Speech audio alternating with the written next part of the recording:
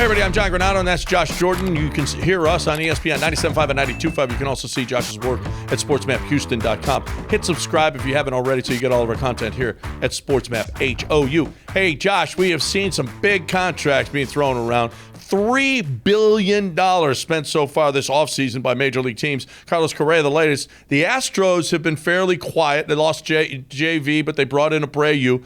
If that was it, we're done. Are you okay with the offseason? Oof.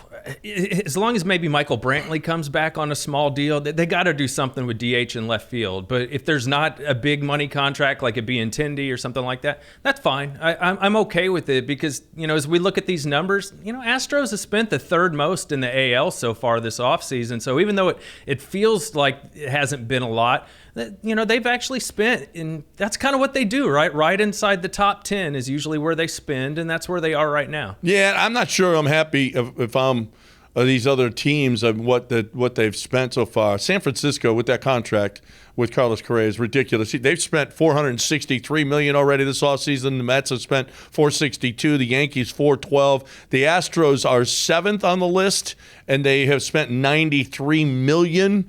That's 137 behind the next team. Is that encouraging to you or discouraging to you? I think it's encouraging because, I'm worried that Carlos Correa deal could look like a Carlos Lee deal, by the time you get 6, Albert 7. Pujols. Yeah. Yeah. You don't want to be on the hook for that. And this is and look at the bargain you got. You got Yordan 6 years, $115, and they had to pay $350 for Correa. That's crazy. So I'm happy with it, but I do believe they've got to get something going in left field or DH. Something has to happen there. I'm okay with them sticking with Maldi at catcher. I would have preferred Vasquez, but, playing time was a big deal for him, and it didn't sound like he was going to get as much as he required staying here. I agree. I think it's encouraging. I don't want to see these long-term deals, but you know what? Matter of fact, though, you're losing guys like Springer. You're losing Cole. You're losing Correa.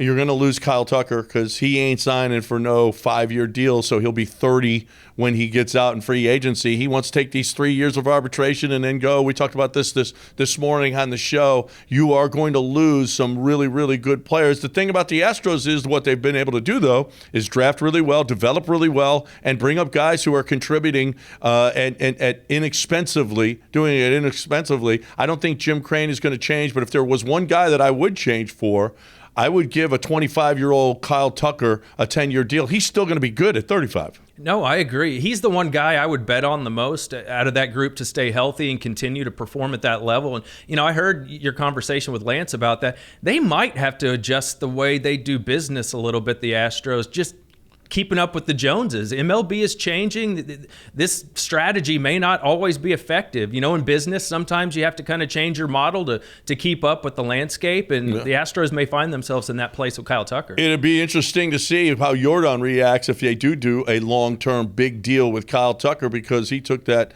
5-year deal, and now he'll be looking at it going, really? Yeah, Kyle Tucker is more valuable than I am, or maybe they tear it up, maybe they extend him, whatever the case may be. Yordan's got to prove that he can stay healthy. Kyle Tucker has proven that he can do it all. No, he really has. And then, you got Bregman with 2 more years. You got Altuve for 2 more years.